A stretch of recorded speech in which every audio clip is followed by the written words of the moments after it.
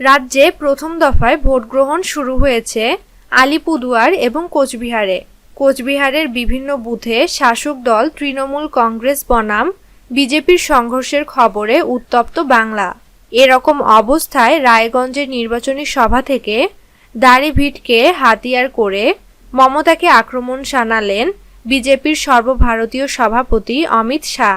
রায়গঞ্জের মঞ্চ থেকে অমিত বলেন, পশ্চিমবঙ্গের মানুষের উপর জোর করে উর্দু চাপাতে চাইছেন মমতা দিদি। দাড়িভিটের ছাত্র আন্দোলনে গুলি চালিয়ে ছাত্রদের হত্যা করেছে এই সরকার। দিদি যত অত্যাচার করার এই কটা দিনে করে নিন। 26শে মে বিজেপি সরকার গঠন করার পর তৃণমূলকে বাংলা থেকে উৎখাত করা হবে। উল্লেখ্য, উত্তর দিনাজপুরের দাড়িভিট উচ্চ বিদ্যালয়ের গত বছরের 20 সেপ্টেম্বর উর্দু এবং সংস্কৃত শিক্ষক নিয়োগকে কেন্দ্র করে আন্দোলনে নেমেছিল ছাত্ররা। আন্দোলনরত ছাত্রদের মধ্যে 2 জন গুলি লেগে নিহত হন। অভিযোগ, পুলিশের গুলিতেই এই 2 ছাত্রের মৃত্যু হয়েছে। ঘটনার দিনই মৃত্যু হয় রাজেশ সরকার নামে এক ছাত্রের। পরে উত্তরবঙ্গ মেডিকেল কলেজে মৃত্যু হয় অপর ছাত্র তাপস বর্মনের।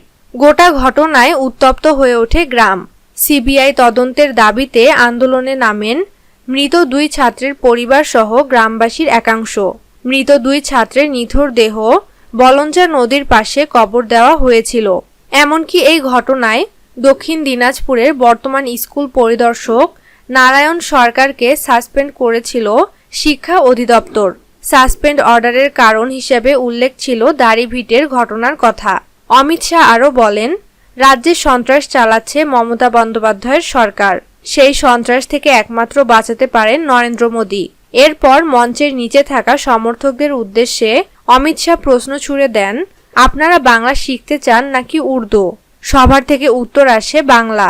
রাজনৈতিক বিশেষজ্ঞদের একাংশের মতে দাড়িভিট কাণ্ডের পর থেকে রায়গঞ্জ লোকসভাকে ভালোমতো গুরুত্ব দিচ্ছে। দাড়িভিটকে সামনে রেখেই এখানে জয়ের জন্য ঘুঁটি সাজাচ্ছে মোদী ব্রিগেড।